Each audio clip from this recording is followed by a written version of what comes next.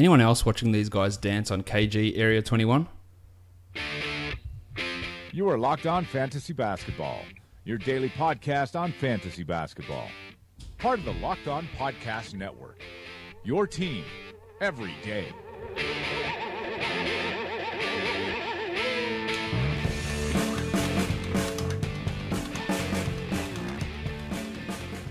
Hello and welcome to the Locked On Fantasy Basketball podcast, brought to you by Basketball Monster. And today's Locked On Fantasy Basketball podcast is also brought to you by Draft.com. Use the promo code LOFANTASY to get a free entry into a draft with your first deposit. My name is Josh Lloyd and I am the lead fantasy analyst at basketballmonster.com, and you can find me as always on Twitter at redrock_bball. We're going to look back at the 6 games for Tuesday in the NBA. We're going to preview a whopping 12-game Valentine's Day.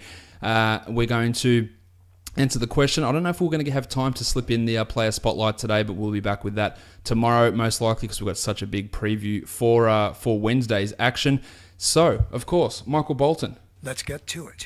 Hopefully all you guys remembered that it is Valentine's Day either today or tomorrow, depending on when you're listening. So make sure you have got yourselves something covered there for your significant other. And the girls that are listening, make sure you have got something covered for your significant other as well. I have currently got the smoker fired up for Valentine's Day dinner here. I've got some pork chops out on the smoker. I will let you know how they all go down. Got some smoking some veggies in there as well, along with the pork chops. So we'll see how that ends up turning out when we finish this show. And I'll probably tweet out some pictures, assuming it turns out okay. But let's talk about NBA action. We'll start off with the monstrous line of the night, and it goes to Karl-Anthony Towns of the Minnesota Timberwolves. Townsy had 35 and 12. He hit 2 triples. He had 3 assists, a steal and 3 blocks, and was a whopping 12 of 16 from the field and hit all 9 of his free throws. He started the season a little bit slow, been really critical of the way that he's been passive on offense and the way that Tom Thibodeau has used him. But over the last 2 weeks, he is the number 1 player in fantasy. In large part, well, not in large part, nearly all of it, because he is taking shots, but he is hitting them at a ridiculous rate. 65% from the field on almost 14 attempts per game, which is right on his season average. But when you're shooting 10% higher from the field, that pushes the value of that category through the roof. In fact, it's 4 Z-scores, or 4 standard scores, 4 standard deviations away from the average, pushing him way up to the top, averaging 25.5 and 11 with over 2 threes, 2.5 assists, 0.7 steals and 1.3 blocks. And you can look at that line, and there's actually room for improvement. He could average 2 blocks per game. He could get 4 assists per game, so he could get better than this. Now, he probably won't be able to do 26 points on 65% shooting and 64 true shooting. 79% true shooting, because his 3-pointers have been at 64%. That's an unrealistic expectation, but he is shooting 43% from downtown this season. Obviously a tremendous number for a big man, gone from 34 to 37 now to 43%. Really coming in strong. Hopefully the Minnesota Timberwolves' weird March schedule or April schedule doesn't impact the playoffs in your league. Some leagues it will, some leagues it won't. But he is looking strong, and hopefully the increased usage and increased efficiency can stick for Townsy.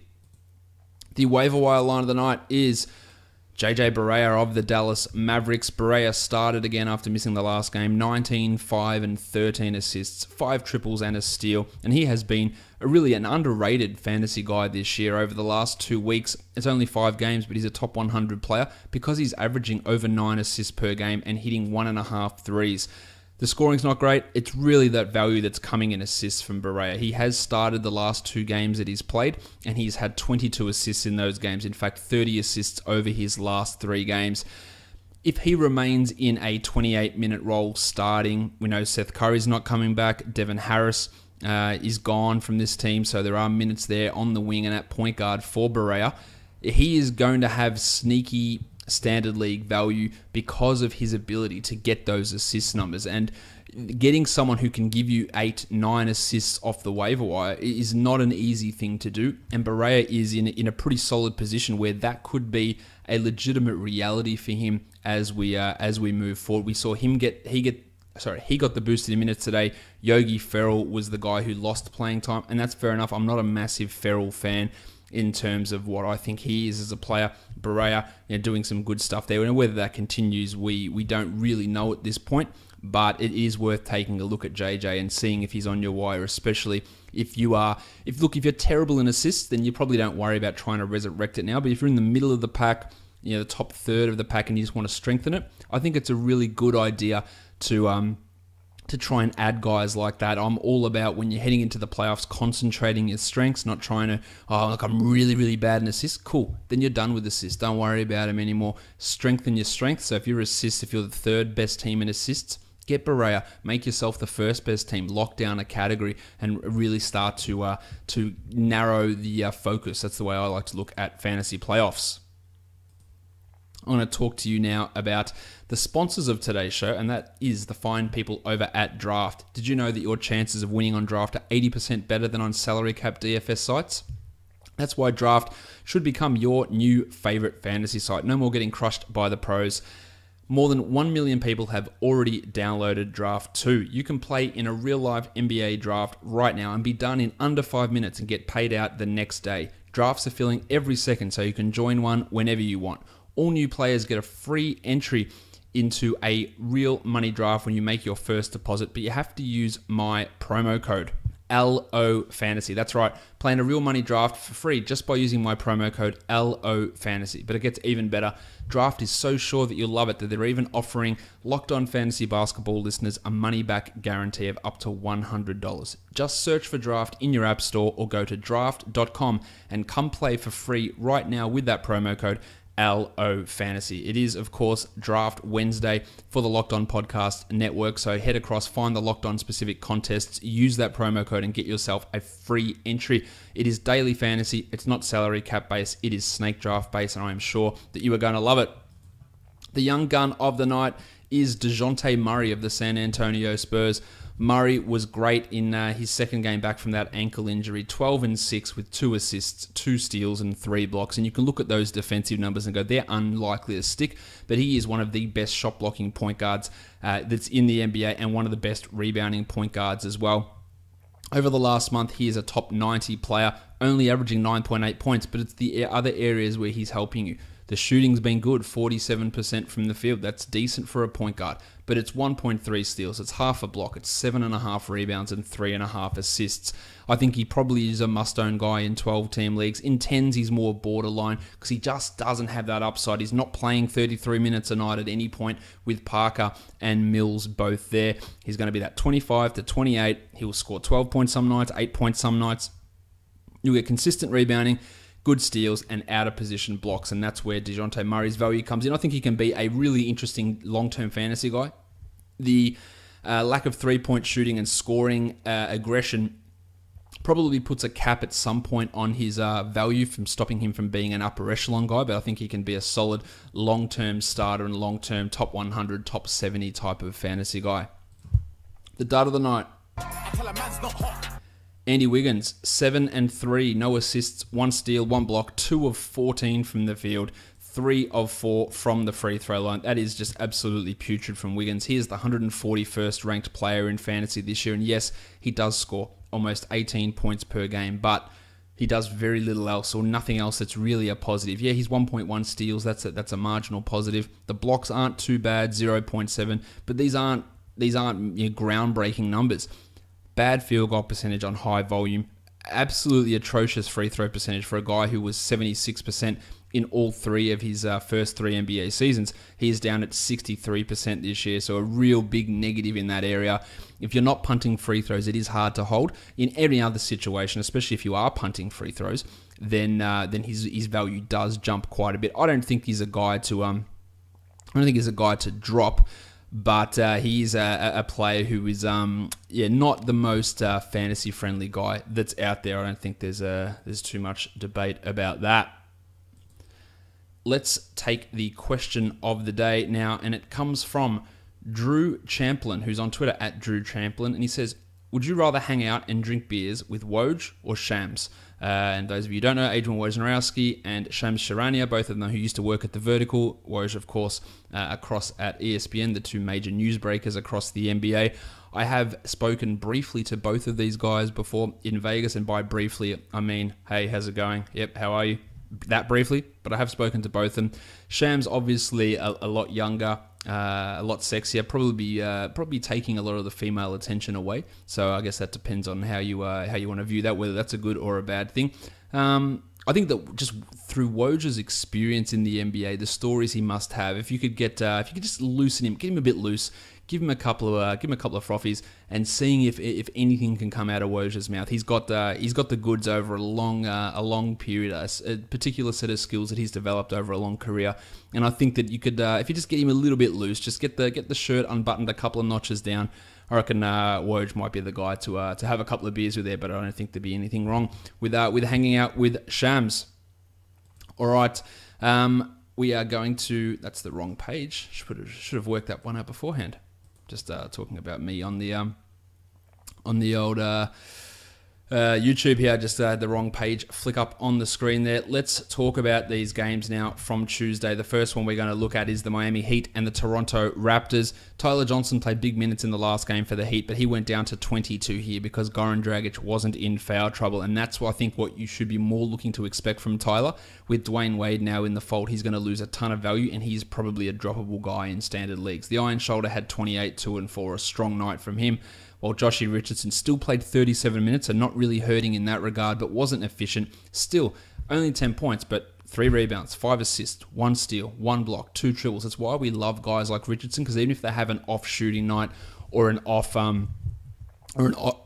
efficiency night, he can still do things for you, and that's what he did here. Hassan Whiteside only played the 23 minutes. His minutes are going to yo-yo almost as much as a guy like Rajon Rondo. Still had 10 and 10 with 2 steals and a block, and that's just what it's going to be like for Whiteside. And the same's going to go for Adebayo. Bam had 11 and 5 in 25 minutes. He's in a solid-ish role now. Kelly Olynyk's return will hamper that, and I don't think that Bam is a must-own guy. Dwayne Wade had 10, 11 and 6. A really nice game from him, but more of a deeper league sort of a player.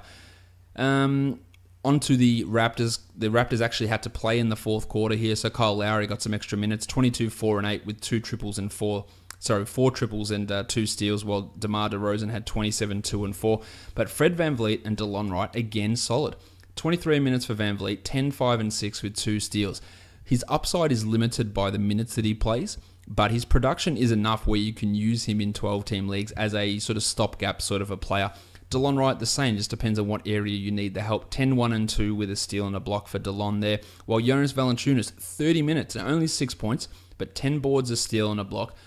Serge Ibaka did not play a single minute at center in this one. It was Valanciunas and Jakob Poeltl who played all of those minutes. Ibaka's minutes are well down. He did have a nice double-double, but he just can't seem to approach 30. I don't think he's a drop, but he is someone to monitor in your very shallow leagues, and I've been really impressed with the way that Valanciunas has responded to some early season weird minutes that he received.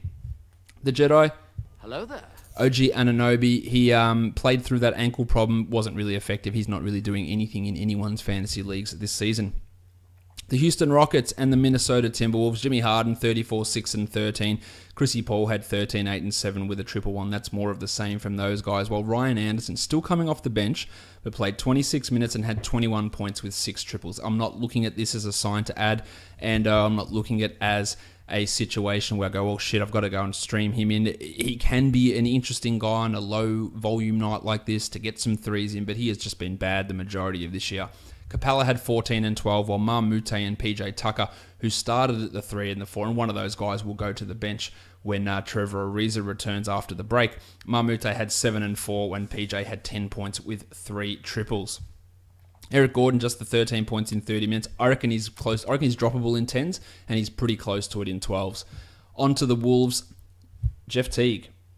My name is Jeff. He looked like he's in danger of losing a lot of minutes to Tyus Jones. He's played monster playing time in the last couple. 38 here, 25, 5 and 8 on good shooting, so that's strong if you're a Teague owner. While Tyus, only 10 minutes for Tyus Jones. We talked about Towns, we talked about Wiggo. Jim Butler was okay without being great. 15, 7 and 6, and Taj had 12 and 5, sorry. Just really more of the same from that Minnesota Timberwolves team. The next game we look at, the Cleveland Cavaliers and the Oklahoma City Thunder. George Hill and Jordan Clarkson basically splitting those minutes at point guard. 24 minutes for Hill, 24 minutes for Clarko. Georgie held 7, 1 and 4, and Clarko had 14, 3 and 4. If that's the way they're going to run things, it's going to be really tough to own either of them in standard leagues. Clarkson's had 2 really good games on extraordinarily high shooting. He was 60% from the field again and over 60 in the first game for Cleveland. So, yeah, they're things that aren't things that you can expect to continue, but George Hill's value's tumbling. Rocket Rodney Hood had 14 in 24 minutes with 4 triples. Very much a stream sort of guy, as is the plumber J.R. Smith, who hit 18 points, all of them through triples, 6 triples with 6 boards and 3 assists, one of his better games. All of those guys, Smith, Hood, and Clarkson, all shot at 50% or better. The guy who I was really excited about trade deadline day is Larry Nance Jr. Struggled in that first game, but he showed why I was excited. 13 and 9, 1 steal and 3 blocks. He fits a very specific type of team, but I would be all about having a look to see if he is available. If he gets 26 a night, he is definitely going to be a top 100 guy. Whether that happens or not, I don't know. He played 25 here. Tristan Thompson played 23 as they basically just alternated those minutes at center. Kevin Love's return changes things, but Nance should be getting the bulk of those minutes over Thompson, and if he continues to do so, he will be a must-own guy, so I'm absolutely okay with doing that. Chetty Osman, only 15 minutes, had some foul trouble, but he is not as high an upside guy as, say, someone like Nance. If they got equal minutes, I would take Nance. So that's something... Yeah, Osman is pushing up in some deeper leagues, but not really getting close to 12 or 14s. Onto the Thunder, Paulie George, 25, 4, and 6. Russ and Karl-Anthony were both back. They both scored over 20. 21, 7, and 12 for Westbrook, 24 and 7 for Melo. While Steve Adams played 42 minutes. He had a big game. 22 and 17, 2 steals and a block, 12 offensive rebounds. A huge game for Adams there. Of course, with Melo and Russ back, face Ray Felton and Pat Patterson moved to the bench. But Alex Abrines remained in the starting lineup. He scored 0 points. The other starters combined for 100 points, I think it was. Actually, I probably should add that up. No, not quite. Almost 100 points. He had 0 points. He had been playing well, had been interesting in terms of streaming for threes. I don't think that changes anything here. It just wasn't a good performance from him. The Atlanta Hawks and the Milwaukee Bucks. The Undertaker, starting again, 28 minutes, 13 and 10, a steal and a block. The fact that he broke his leg and then came back and played 20 minutes off the bench and could not get Miles Plumlee out of the rotation is one of the more odd rotation decisions of this season. Plumlee is terrible. I don't understand why we took so long to get Dedmon back in, but Plumlee now out of the rotation entirely. Dedmon looking strong, and he is a must-own guy. The Baptist, John Collins, only 23 minutes, continuing to frustrate us, but 4 and 5, a steal, and 4 blocks, providing value. He's the 105th ranked player over the last month. So despite all our protestations about low minutes, and I've got to drop him, he's still the 105th ranked player because he's able to do things like rebound and steal and block and field goal percentage in a very similar way to Larry Nance. I'd probably own Nance over him just because I feel more confident of Nance minutes pushing up in the short term. But Collins, if he gets to 30, then he smashes through it. But it's feeling more or less and less likely. DeAndre Bembry returned. He was a guy who I was pretty interested to see what he could do in the preseason and just has been injured and terrible for a lot of it. He cut into Tyler Dorsey's minutes here. Dorsey been playing 25 a night. He went down to 13 while Bembry played 12 of those. So that's going to really handicap what Dorsey can do, but it's not going to give huge upside to Bembry. But he is a name to watch in case they turn over some stuff or some extra minutes to him. Schroeder had 18, 3 and 4, and Bazemore had 17, 5 and 4. Onto the Bucks. The Muppet, John Henson, was out, so we had Tyler Zeller and Thon McCurr. McCurr started, had 12 and 3 in 25, while Zeller had 14 and 8 in 23. I do worry that they're going to play all 3 centers. I worry about that, and I think that Henson could find himself at like 24 instead of 29 minutes, which would obviously shit us as Henson owners, but we don't know if that's what's going to happen. Zeller had a good game, but don't expect too many more of those. Bledsoe had 14, 3 and 9.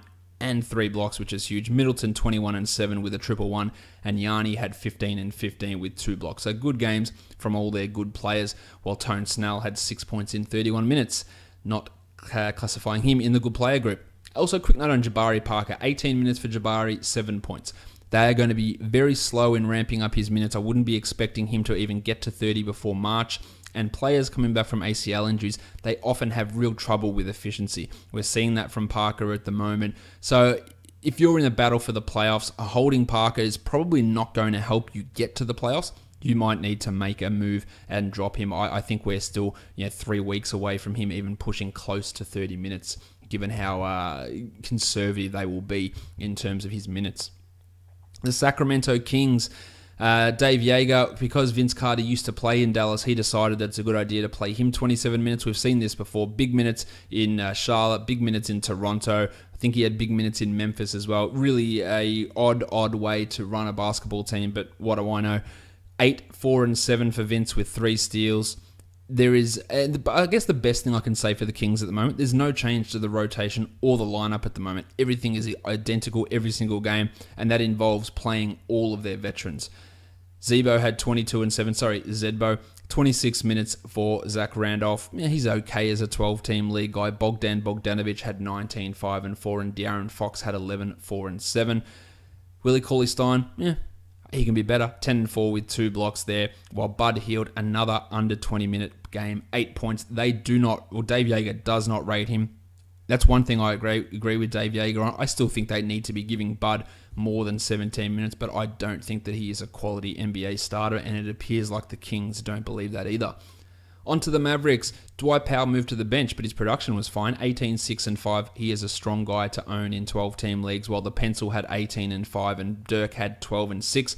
Dennis Smith, 17 points. You're going to hurt your percentages. We're aware of that. Nice 17 there from him, while Wes Matthews had 13, 5, and 2. And Doug McDirt in the Tone Snell sweepstakes, he had 6 points in 19 minutes, doing as little as possible. The last game of the night, the San Antonio Spurs and the Denver Nuggets. The Spurs on a back-to-back. They travelled to Denver. Powell, he did play, surprisingly, as did Manu, but had his minutes limited, which is something I mentioned yesterday. 21 minutes for Powell, 10 and 7, and that enabled Joffrey Laverne to go off. 26 and 11 in 24 minutes for Laverne with a block. When Aldridge are at full go, I wouldn't be counting on Laverne to even play every night or put up numbers anywhere near that. Dan Green had 2 steals. Tone Parker had 17 points. Very little to see with San Antonio. Bertans and Kyle Anderson Bertans all right, 12 points. Anderson was horrendous, and he had his minutes really reduced in this game, but he is still a decent low-end guy while Kawhi is out. On to the Nuggets. Nick Jokic, 23, 13, and 11. Pretty good. It's pretty good. The Blue Arrow was also good, playing through this chest issue, so good to see him play actually big minutes. 17 and 5 with 2 steals, while Gaz Harris had 15. Gaz Harris played 47 minutes. That is a ton of minutes, while Baby Neck, 3 strong games after the trade deadline for Wilson Chandler. 17, 8 and 5 with 2 steals and 2 blocks. I don't think that he is a must-own guy. I think he's a 14-teamer, but you could have a look at him in a 12 if you just needed a temporary boost, at least until Paul Millsap returns. With Chandler playing this well, Trey Lyles has seen his minutes drop down. They also had Torrey Craig as a DNP CD in this one. I don't really understand why they... Now, maybe I'm wrong in the interpretation of the rule, but Craig was at the arena. So that still counts as one of his 45 days. Surely, if he's there with the team, it's not like 45 games that you play. It's if you're with the team for 45 days. So what counts as being with the team? Unless he just came there and watched, but wasn't officially part of the team for that day. I'm not sure, but regardless, they took Craig out of the rotation and added Darrell Arthur and Malik Beasley into it. All right, that does it for all the action from Tuesday's games. I am going to take a quick break, and then we're going to come back and we're going to preview a big Wednesday in the NBA where we've got 12 games on Valentine's Day. So I'll be back to talk about that very shortly.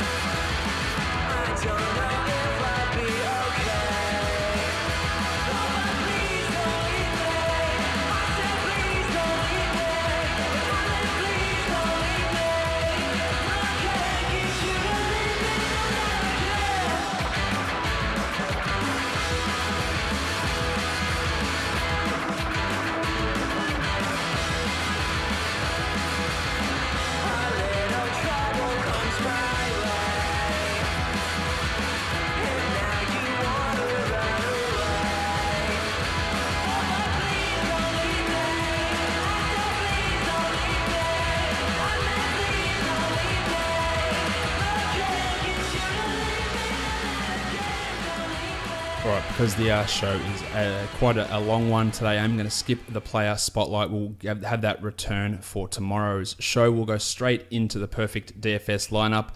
On FanDuel, we had Kyle Lowry, 43.8, JJ Barea, 43.5, Jimmy Harden, 62.7, The Plumber had 32.7, LeBron James had 56.6, LeBron James. Wilson Chandler, 46.1, Baby Neck. Mallow had 37.4, Larry Nance, 38.8, and Joffrey had 45.9 for a total of 407.5, and that cost $59,500. On DraftKings, Harden had 67, Barea had 48.75, Baby Neck had 42.5, Nance had 35.25, Townsy 64.5, Jeff Teague 43.75, Laverne 48, and Steve-O Adams 51.75 for a total of 401.5, and that cost $49,800 dues. When I talk about DFS action, I talk about low volume slates, 2-game, 3-game slates as being nightmares to play in. And if you can, try and avoid it, which is going to be the case for Thursday. 12-game slates are pretty bloody close to being the same thing. There's so much weirdness that goes on these sort of slates, so we need to be really careful with what we're putting out there and the sort of lineups that we're running. We're going to go through it all, of course, but there is a lot more variance, especially in cash games, that you need to be careful of.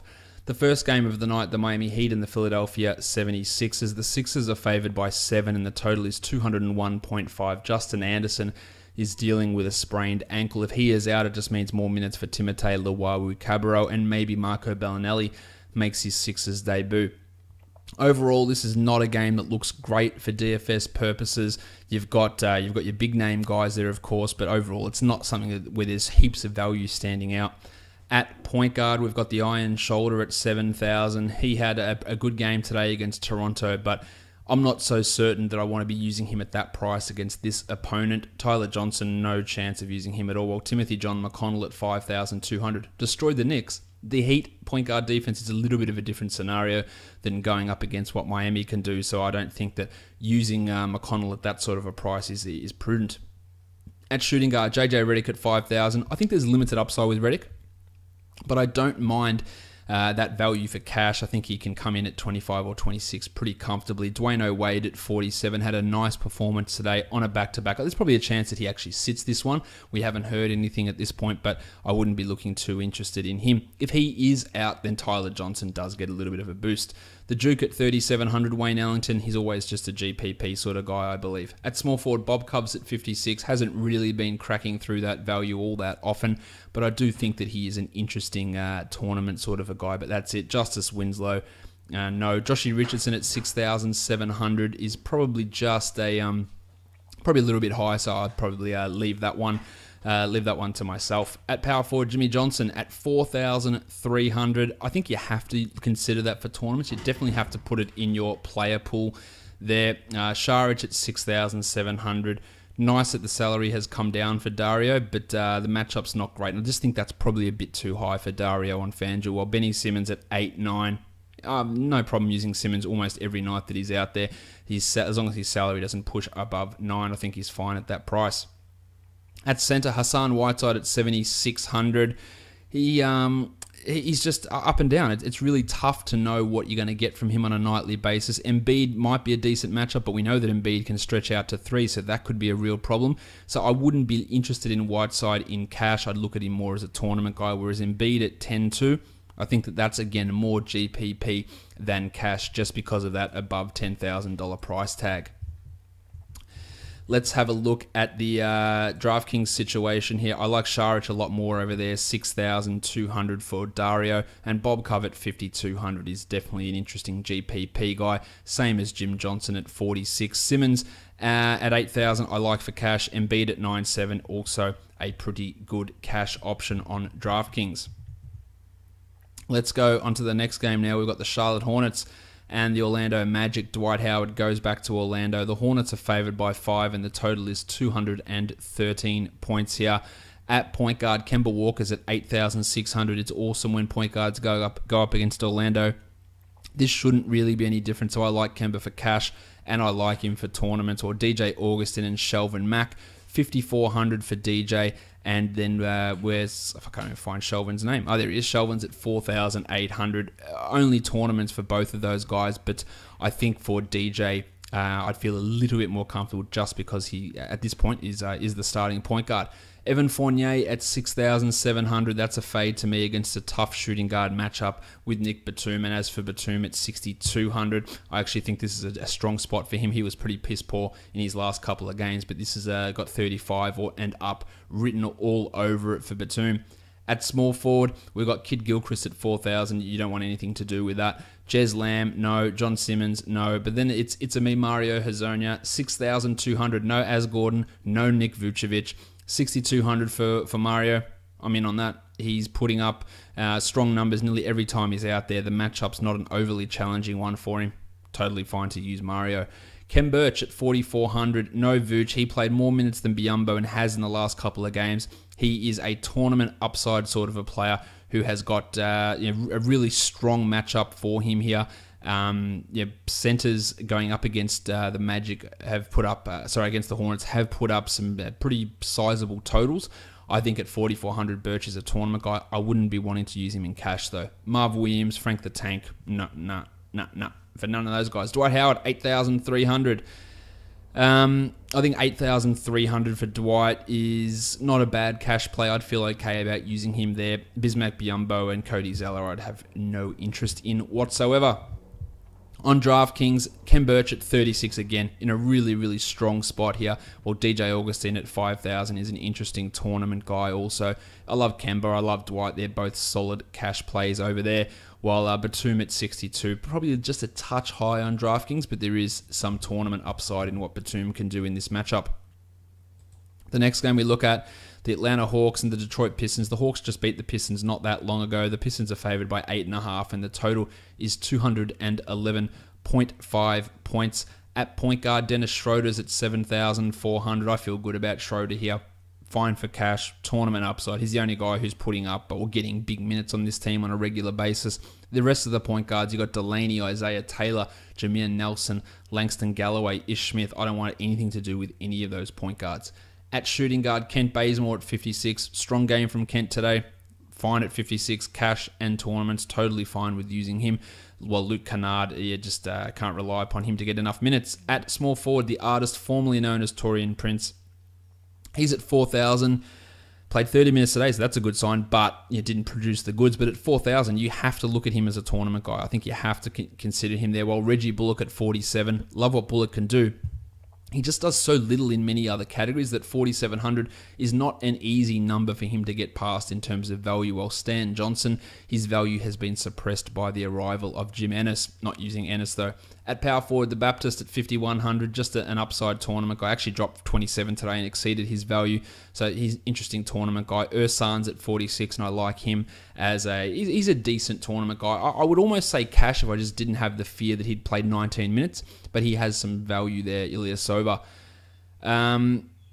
Blake Griffin's at $9,000. I like the matchup for Blake. Absolutely fine for cash and for tournaments also. At center, we've got Andre Drummond. Love him here. 10-6. Great matchup. Dwayne Dedmon at 57. Also love him. I could use both of these centers and I could stack them against each other. I think it's a really good spot to use both Drummond and Dedmon. The Undertaker on DraftKings. I've got Dedmon and Bazemore as strong cash and tournament guys at their prices. The Baptist at 46 is an upside guy. Griffin and Drummond are the same prices on DraftKings as FanDuel. So as we know, with the $10,000 less you've got in that salary cap, that makes them slightly worse value plays. Still something there, especially for Drummond going up against a Hawks team that in general allows centers to go pretty big most of the time. Let's go on to the next game now. We've got the Wizards taking on the Knicks. The Wizards are favored by 5. The total is 207. There is a lot of unknowns here. Thomas Satoransky is questionable. Markieff Morris is questionable. Tim Frazier is questionable. And Jason Smith is questionable. If you have both Satoransky and Frazier out, along with John Wall out, there are no point guards on this roster. Meaning Bradley Beal will be the point guard. You're going to have to get minutes for Jody Meeks. Kelly Oubre is going to have to play at the 2. There is a situation where you could have 40 minutes for Otto Porter, Kelly Oubre, and Brad Beal in this game. So there's a lot of variables. Plus, it's a really favorable matchup. And if some of these guys are out, maybe it can stay close so that Beal has to play these big minutes, as does Oubre, as does Porter. Lots of really interesting things that we need to pay attention to. At point guard, Manny Mudiay is at 4,300. Had a good game, had a shit game. Only 17 points in 19 minutes in that last game. The matchup here, I think it's okay for him, especially if Satoransky's out. If Frazier's not a good defender, Satoransky is. He would be a tournament sort of guy. Ntilikina at 36. I'd rather take Manny over Frank. And then you got Thomas at 5,600, all about it if he plays. And then if he is out and Frazier plays, at minimum salary, he becomes pretty much the play of the day there, Tim Frazier. And if both of them out, Brad Beal at 8,700 is one of the best cash locks that there is. He's still a pretty good spot anyway, but if we have just one of those guys out, you're going to be getting a lot of Bradley Beal action. Timmy Hardaway's at 55. He has been absolutely putrid. It will turn. There's no doubt it will turn at some point, so he should be in your tournament pool of players. Courtney Lee at 46. No upside. Jody Meeks at minimum salary is also a very interesting option with those potential absences of Satoransky and Frazier. He could be forced into bigger minutes, and that could be an interesting tournament guy. At small forward, Oubre is at 5,100. All about using him. Cash, if at least one guy is out, you love him, and otherwise just a tournament guy, but I think he's in a good spot. While Beasley at 6,800 should remain starting, despite what Nick's beat reporters might tell us, and he is, of course, worth a cash look. Who else have we got here? Otto Porter at 74. Been putting up some pretty good numbers, Porter. I actually don't hate using him in cash, especially with the injury uncertainty of so many guys. At power forward, Markieff Morris is at 6,100. If he plays, I would use him. If he doesn't, of course, I wouldn't. If he is out, you're going to get Mike Scott. You're going to get... who's the other guy? Jason Smith, if he's actually ready to go. And you're going to have Marcin Gortat get a boost there also. Luke Cornett at 3,600 had 0 points in that last game. Really hard to consider him a DFS guy, I think. At center, Cantor's at $7,100. Playing some big minutes and putting up some big numbers. I don't hate using him here. I don't think it's the best spot, but the recent trend has been to give him more minutes, and I think that's totally okay. Gortat at 55. If Morris is out, I'd be fine with using Marcin, but if Markieff plays, I think that's a little bit hard to get behind. On DraftKings, Timmy Hardaway and Oubre are some good upside tournament guys. I like Brad Beal, I like Porter, and I like Beasley, but things obviously change if Satoransky or Frazier or Morris are ruled out. Lots of different things can occur, and you can check all those changes over on Basketball Monster with our what-if scenarios, which I think there's about 15 of them created for the Wizards. The Pacers and the Nets, Indiana's favored by 4.5, and the total is 215 here. The only injury of note, we've got, Rhonda Hollis-Jefferson and Karis LeVert are out. TJ Leaf is questionable for the Pacers. At point guard, no Daz Collison for Indiana, so Corey Joseph will start again. He's at 4,300, and he has been putrid and pitiful. But point guards against the Nets, we know that it's a really, really good spot, so you have to include Joseph as a tournament guy. I wouldn't be ready to lock him in cash, but if there was ever a time I'd do it, it's going up against the Nets. Spencer Dinwiddie at 7,700. I feel like that's getting a little bit too highly priced. He is in a decent spot. Corey Joseph, pretty good defender though. Not all that keen on Spencer, mainly because of that salary. Mighty Joe Young at 3,700. Probably not. Shooting guard Vic Oladipo, 10,200 for Oladipo. He's obviously putting up some huge numbers. The opposition here is a good one for him to go up against. I just think that's probably a little bit too high. While D'Angelo Russell also improving his output at $6,000, there are better ways to go about that. The Blue Swimmers at 5,300. Alan Crabb's on a real roll at the moment, averaging 37 over his last three. Can he continue it? Well, we know from seeing Alan Crabb play that that's unlikely, but just a tournament look here. Damari Carroll at 57. I'd feel more comfortable about using Damari in cash, and I would lean to a guy like Crabb in a tournament if that's the way you're looking. Jumpin' Joe Harris at 45, also putting up some strong numbers. Think he's worth a look in cash also with limited tournament upside. Boyan also in a strong run, but I'm not that keen there, and same with Lance Stevenson. At power forward, Sabonis at 4,900. I think there's tournament upside. If Miles Turner gets into foul trouble, centers against the Nets go off, and that's exactly what Sabonis is. A great matchup and a great opportunity to use him. Quincy Acey at 44 has played over 30 minutes in the last two games. God knows why. Not really looking at him as this awesome option at that price. While Thaddeus Young at 6,000. I think Thad's not bad here, but there are better guys out there. Miles Turner at 68, purely looking at him as a tournament guy just because of the matchup. Not interested in cash, but this is a really sexy opportunity for him to get his numbers back on track. Let's look now on DraftKings. I like Spencer a lot more over there. 6,600, totally fine with using him. That's got cash value. D'Angelo at 55 and the Blue Swimmer at 51 are some interesting tournament guys. Miles Turner, of course, worth a look as a center, and same with Sabonis at 54, but their prices are less advantageous on DraftKings as opposed to how they are on FanDuel. The Thunder and the Grizzlies, Oklahoma City on a back-to-back, obviously. Memphis has got JaMychal Green and Chandler Parsons as questionable. So Chandler's on the probable side of questionable. Tim McMahon reported today that he is going to play, but he's officially listed as questionable. Wayne Selden is out for this team, while Deontay Davis is not on the injury report. At point guard, Andy Harrison's at 4,900. With Tyreek back, I think that's a strong fade, while Russell Westbrook at 11,800. I'm absolutely fine with using that in cash for Westbrook. Mario Chalmers at 36, no, not interested there. Tyreek at 7,500, struggled a little bit in his first game back from his sabbatical.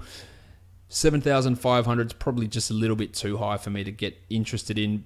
And then you got Alex Abrines and Ben McLemore, and you should be not looking that way. Dylan Brooks at 4,100, no, he's not a good fantasy player. 9,500 for Paulie George. I think that's a little bit too expensive with Westbrook back, so I think that's a fade spot. At power forward, JaMychal Green at 4,600, putting up some pretty good numbers recently, but he is questionable.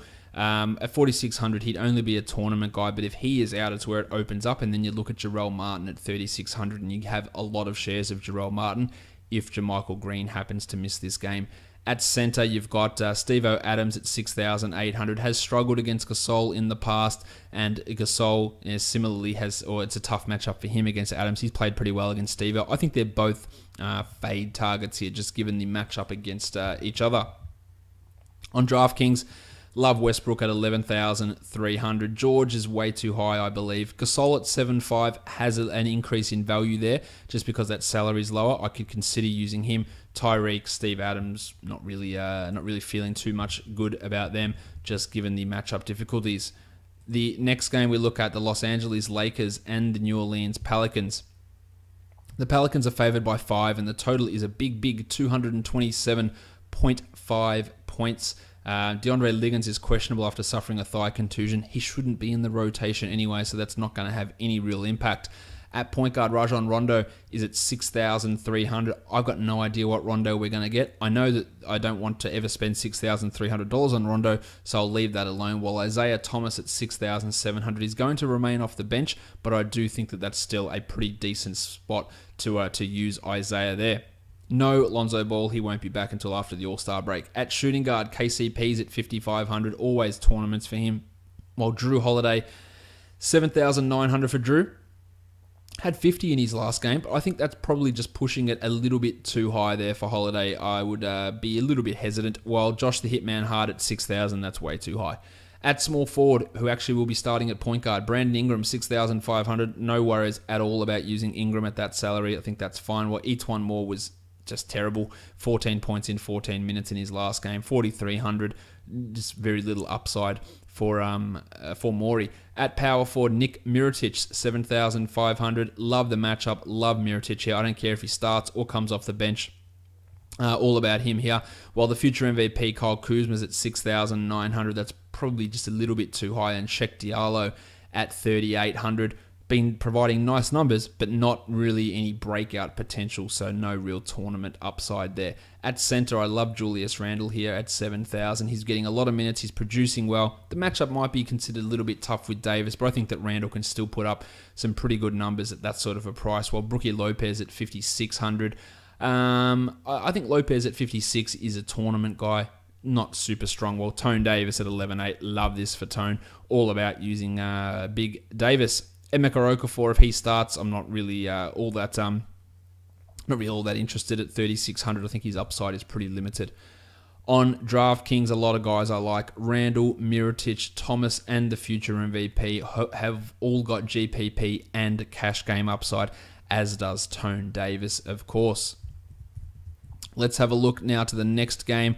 We've got the Sacramento Kings and the Houston Rockets. The Rockets are favored by 15 points, a huge spread. The total is 216.5 points. So we're in real worry territory in terms of blowout here in this game, which might make you go a little bit lighter on some of these guys, but it's not like Mike D'Antoni is going to be notoriously resting these players. It's a possibility, seems unlikely.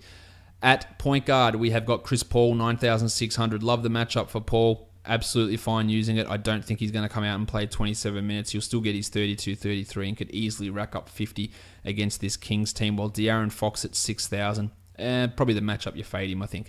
Eric Gordon, no interest. Jim Harden at 11.5. Look, it's really hard to go past Harden at all times, especially when it's a great matchup like this one. Bogdanovic at 57, BB8. I like him for cash. I think there's good tournament upside there as well for him. Budrick Hield, no way. At small forward, PJ Tucker, no. Justin Jackson, Vince Carter, Gerald Green, Jakar Sampson. Has Vince Carter ever played for Houston? Well, the answer is no, so you don't use him. At power forward, Ryan Anderson, 3,600, a GPP guy. That is it. You can't trust him otherwise. Well, Zach Randolph, Zedbo, 6,500 for Zedbo.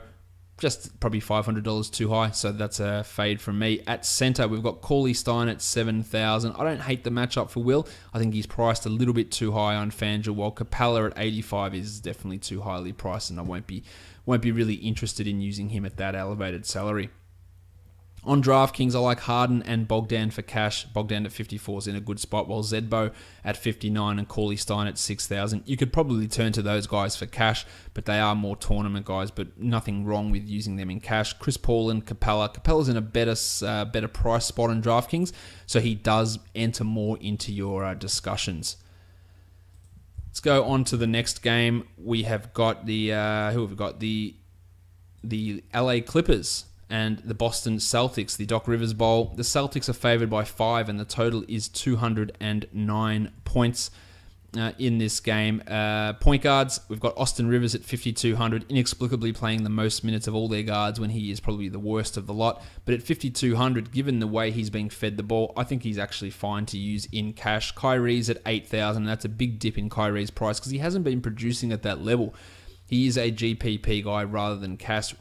Rozier at 6,100. I can't get behind him at that price. It's too much. While Miloš Teodosic at 3,600. Not enough minutes to really tickle my fancy. At shooting guard, Avery Bradley has been bad, but 4,100 should get you at least marginally interested as a low-owned potential 35-point upside player. Jaylen Brown at 56. I think I'd fade him pretty strongly. Lou Williams at 7,000 has been good. The minutes have been coming down, curiously. At 7,000, he is okay, but the matchup is not perfect for him. Small forward, Jason Tatum at 54 and the Rooster at 63. All about using Gallinari here. Not so super keen on using Tatum. For the power forwards, Vanilla Tice is at 38. I don't see it for him. Toby Harris at 65. Marcus Morris at 47. Very little interest in any of those players. At center, DeAndre Jordan, 7,300. I like what DeAndre's been doing recently. His minutes have been up. Centers have had a real hard time against the Celtics this season. Can DeAndre buck that trend? I think there's a possibility for it. So I like to use him at 7,300. Where Horford at 7,000. Again, just probably a bit too high. Not super interested in using Big Al. On DraftKings, the Roosters in a great spot, $6,000. I like Toby Harris more over there as well at 6,100. And DeAndre at 7,300, probably a little bit more out of favour than what he is on FanDuel. Rozier at 58 has a marginal level of appeal, not much. And Rivers at 53 is still a decent-ish enough option over on DraftKings as he is on FanDuel. Next game, we've got the Raptors, we've got the Bulls. The Raptors are favoured by 6.5 on the road. The total is 218, and Chris Dunn is likely to return. He is probable, so that's going to eliminate your Jaren Grant action. DeLon Wright crushes the Bulls. I don't know why, but he averages 35 points against them the last 3 times. He's at 4,400. Let's roll again. Point guards in general go well against the Bulls. Let's go back onto DeLon, while Freddie VanVleet at 5,000. This could be blowouts. He could be playing the entire fourth quarter. He is an excellent GPP option. Lowry at 76. The blowout and risk here probably leads me to fade Kyle, while Chrissy Dunn at 7,000. I don't want to use him in his first game back in a tough matchup at that sort of a price. At shooting guard, Justin Holiday at 5,200. When will they start to reduce his minutes, if ever? Tournament, really. Not a bad cash guy, actually. DeRozan 85, probably too high given the situation. And Zach LaVine at 7,800. You can take your Zach LaVine and you can use it, because I won't be. At small forward, Miles at 3,800. Always a GPP guy with that pop-off ability. The Jedi, no way. The Hammer, 4,600. Not enough minutes for Denzel, even on his special day. David Nwaba and Paul Zipser, no chance. At power forward, Pascal Siakam, no. Lowry Markkanen, 6,400. I think that Lowry is okay, but I think there are better power forward options out there. Punch Bob at 6'4". I'd actually rather take Punch Bob in a tournament than I would with Markkanen, especially with his ability to be a flat track bully. Portis could come out there and drop 40 in garbage time. Ibaka at 54. Look, he's been getting close to that value. The minutes just aren't high enough, and I don't have enough faith in the floor, especially with the blowout potential. Robin Lopez at 4,500. Do we get big minute Lopez? Do we get him limited finally? He does pretty well against Toronto, a point per minute sort of a player. So at 4,500, if he gets 25 minutes, then you've exceeded value. So he could be a cheap center to use, but I don't have the full level of confidence. While Valanciunas generally does pretty well against Chicago also. More of a tournament guy than a cash guy. Still can't get my head around just relying upon him, because I've just been killed by it so many times. On DraftKings, I love Punch Bob at 55. That's great for Portis. And DeLon Wright at 39 is super strong. Everyone else, very similar sort of situations that what they are on FanDuel. Although Valanciunas is a bit cheaper, and I would consider using him in cash, which again, it's a tough thing to say. I don't know if I feel great about saying it. The next game, Jesus. The Suns and the Jazz. Devin Booker is questionable. Tyson Chandler is questionable. Tyler Ulis is probable. And Troy Daniels is questionable, while ravishing Rick Rubio is questionable for Utah. So if Rubio's out, we get more value for guys like the Don, more value for Jingle and Joe, for Royce O'Neal. With Phoenix, if Tyson Chandler's out, Dragon Bender gets a bump. Devin Booker's out. Josh Jackson gets a bump. Alfred Payton gets a bump there as well. There could be some minutes even for Davon Reed if Troy Daniels is also out. At point guard, Ravishing Rick at 8,000. I don't think that he plays here, so we won't be looking too much into him. While Lord Alfred Payton at 7,000. The matchups are negative. He's played really well. If Booker is out, and we hear about that beforehand, I think you could consider Payton, but otherwise it'd be too risky to use. At shooting guard, the Dons at 8,500 has been absolutely crushing it. The matchup's a strong one for Mitchell, but that price is getting a little bit tough. But I still think that he is a guy you can use at that salary, given how well he's played. Booker at 72, even if he plays, I don't care. Royce O'Neal at 4,300. It's a great matchup for Royce. He had 27 the last time he played this team before he really established himself as a solid rotation guy. With Rubio likely to miss at 4,300 for Royce, fine. Great tournament guy and also an okay cash option. Jingle and Joe at 59. That price is pushing up, but he's been playing so well, and with Rubio unlikely to play, I think that you can look at Joe as a cash guy. TJ Warren at 65 and Joshy Jackson at 55. Give me Jackson at that price just because I'm saving the $1,000, and he does have that upside there. At power forward, Bender's at 4,000. If Chandler's out, that's a great option. So he is a tournament sort of a guy, but he is inconsistent. We know that. Derek Favors at 58. Really coming along pretty strong at the moment, Fave. But if it wasn't the Suns, I wouldn't really consider him. I think you do have to look at him as a tournament stack type of a guy. Marquise Chris, man, I don't know how you can. Rudy Gobert, 7,900. Yeah, I like Gobert here. Does well against Phoenix. 50-point upside pretty clearly. I like it. I think it's pretty solid. While Tyson Chandler or Alex Len, I'm not all that interested in getting too heavily into those guys. On DraftKings, the Don at 7,900 is in a really good spot. Gobert at 76 also. I think Payton at 75 on DraftKings is in a fade situation, while Jingle and Joe at 61 also probably a little bit too high, while Royce O'Neal at 43 does have some nice upside. The last game of the night, we've got the Golden State Warriors and the Portland Trailblazers. The Warriors favored by 6.5, and the total is 226 here. Draymond Green is questionable, Kevon Looney is questionable, and Yusuf Nurkic is questionable. If Nurkic is out, Eddie Davis becomes a good GPP option. Actually, solid cash option if we know that. And Zachy Collins has some upside there. Whereas if Draymond and Looney are out, then you're looking really, really heavily at Omri Caspi and even a little bit of JaVale McGee getting some of those minutes, or Dave West as a cheap cash play. At point guard, Lillard's at $9,000. I like Lillard for cash here. I think there are better guys out there, but I like him here. While Steph at $9,600. I think that's fade territory for Steph. Too high. Hasn't played well against Portland, and their point guard defense has been very, very strong this year for some reason. At shooting guard, Klay Thompson, no. CJ McCollum, 69. Giggity. I think it's a tournament for CJ. I don't feel good about using him in cash. At small forward, Mo Harkless is starting. He's at 3,500, and he's getting you 20 points. You get 20 points at 3,500, and it's fine in cash. That's really all it is, though, for him. Kevin Durant at 10-2, absolutely fine. I think that's cash and tournament, and I would have him over Steph from this game. At power forward, the Chief. Sometimes it may be good, sometimes it may be shit. He has done some weird things against the Warriors, had some good playoff series. He's at 4,900, just a tournament sort of guy, but he's got an opportunity to have a 30-point game here. Eddie Davis at 38 would make one of the best plays on the board if Nurkic is out, a strong cash option, whereas Draymond at 82, I'd fade him even if he plays. Dave West at 47, that's very high, but if Draymond and Looney are out, I think that's a strong cash option. At center, Pachulia, no. Zach Collins at minimum salary. If Nurk is out, he had 27 points against the Warriors last time. Zach, he can do a little bit of defensive switching, can stretch the floor. He is a sneaky GPP guy. Yesterday, I was pretty interested in Laverne. That worked out. Collins might be my interesting guy today. Nurk at 6,700. Nope.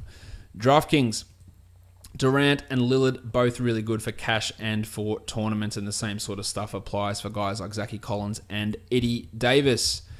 Let's go through now and talk about the other sites for DFS. Over on Yahoo for tournaments, we're looking at Kem Birch, looking at the Blue Swimmer, Kelly Oubre, the Baptist, Corey Joseph, Reggie Bullock, Ursan Ilyasova, Royce O'Neal, Quincy Acey. And then for cash, we've got Costa Koufos, Jay Crowder, Manny Moutier, DeLon Wright, Fred Van Vliet, DJ Augustine, Bogdan Bogdanovic, The Undertaker, Chris Paul, Victor Oladipo, Andre Drummond, and Jim Harden. And on Moneyball for tournaments, Otto Porter, Miles Turner, Kem Birch, Rajon Rondo, Damari Carroll, the Blue Swimmer, Kelly Oubre, Royce O'Neal, the artist formerly known as Torian Prince, Ryan Anderson. And then we look for cash at guys like Jay Crowder, Manny Moutier, Bogdan Bogdanovic, Jinglen Joe, Kent Bazemore, Kyle Kuzma, Isaiah Thomas, Mirotic Randall, Don Mitchell, Vic Oladipo, and Jim Harden. And on Draft Stars for tournaments, Miles Turner, Cauley Stein, Augustine, Jarrett Allen, Kelly Oubre, Corey Joseph, Manny Moutier, Jimmy Johnson, Frankie Ntilikina, Vanilla Tice, Justin Jackson. And for cash, we've got Cheick Diallo, Royce O'Neal, DeLon Wright, scroll, Bogdan Bogdanovic, The Undertaker, Nick Batum, Kem Birch, Nick Mirotic, and Julius Randle, with the high-priced guys like Drummond, Paul, Durant, and Harden all having some value on Draft Stars. We've got one more show before I take a break. Someone asked me as part of the question of the day, what are you going to do over the All-Star break? I'm going to have a break. I'm going to cook some food. I'm going to do some more exercise. I'm just going to wind down. I'm probably going to spend a lot of time looking at rest of season projections on Basketball Monster as well, but there'll be no podcast until the day before action gets back. I hope you guys enjoy it. We've still got one more show this week, of course. That's tomorrow. If you are listening to this on Apple Podcasts, go and leave a 5-star review. And you can also find it on Google Play, TuneIn, Stitcher, and Spotify, and on YouTube, where you can leave a thumbs up, subscribe, or leave a comment below. We are done here, guys. Thank you so much for listening, everyone. See ya.